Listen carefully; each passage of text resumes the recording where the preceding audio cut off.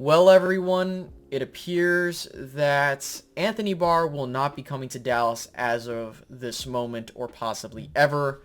According to Calvin Watkins, the Cowboys, after having this long interest in adding Anthony Barr, have elected to have no plans in adding him to the roster at this juncture. Now, look, there is still plenty of time that he could come to Dallas, and I'm not trying to milk this thing because, look, if this is the indication we're getting, odds are he will not come to Dallas. Because when you had situations like with Malik Hooker and, Everson Griffin, you kind of had the indication that, okay, they were interested and they were going to probably add him at some point. It's one thing if it's that, but here for the Cowboys organization to have these sources come out and say, hey, they're not going to sign him right now, leads me to believe that he's probably not going to become a Cowboy. And I do apologize for getting some people's hopes up, which again, I'm glad everyone was like, Space Cowboy. Don't count on it. And it's funny. But look, there's a lot more to this that we need to talk about. And before we go any further, if you can like this video, that would be greatly appreciated. It helps to perform better in the YouTube algorithm, so please make sure to like. Subscribe if you are new to receive more Cowboys training camp content as we continue throughout, and hit the notification bell so you get notified when I post new content.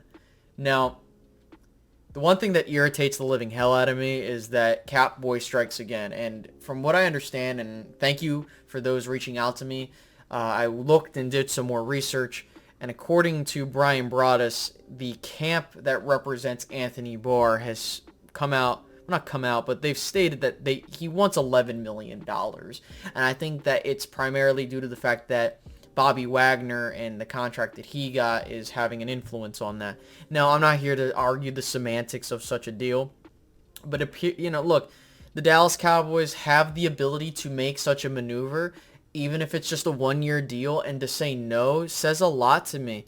Like, it's not like you're going to hold on to this guy long term.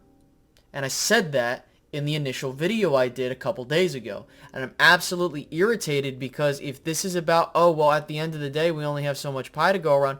Bro, I'm not saying this dude's going to be around for 4 fucking years. All I'm asking is just sign someone at this position group other than camp bodies like Malik Jefferson and Christian Sam. No disrespect to those individuals, but it's the truth of the matter unless these guys show up and show out. You're banking on Jabril Cox coming in and possibly being the guy that takes the mantle and says, hey, well, you know what? We already have a guy in here, and he's going to be good to go.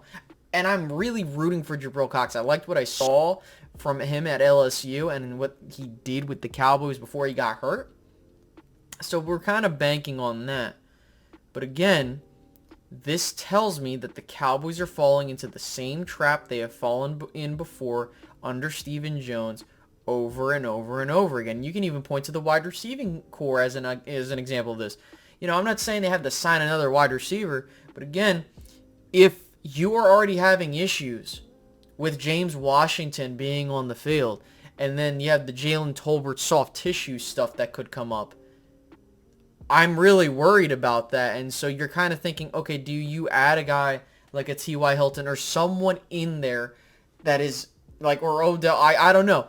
You got to look at the big picture and say, listen, this year we understand the situation at hand. Like, we need to do something. And it feels like the Cowboys are one of those teams that, or not even one of those teams. They are that team that says, no, we're okay. We'll let this guy go somewhere else, and we'll just twiddle our thumbs hoping that these young guys become something.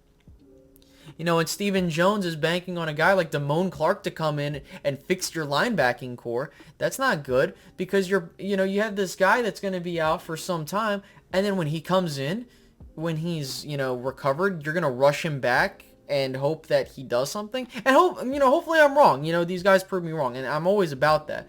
But it feels like the Cowboys are repeating the same exact mistakes, and it's a terrible start to the training camp because, again, what happened to the talent acquisition is 24/7, 365, Steven. You know what I mean? Like, it just feels like it's so out of it right now. So what I will tell other Cowboys fans as we wrap this up is we need to remain vigilant and we need to keep talking about ways we can improve this team. I talked about the Cowboys possibly adding Deion Jones and even doing further looks. It makes even more sense for the Dallas Cowboys to do it. Give up a 5th round pick like it's going to mean something to you.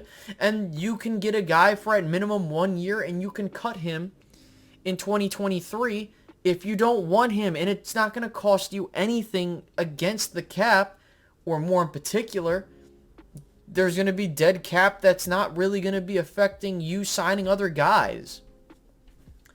So, ladies and gentlemen, that wraps up this one. I don't want to go on and, go on a tangent on Stephen Jones because you know how I feel on him.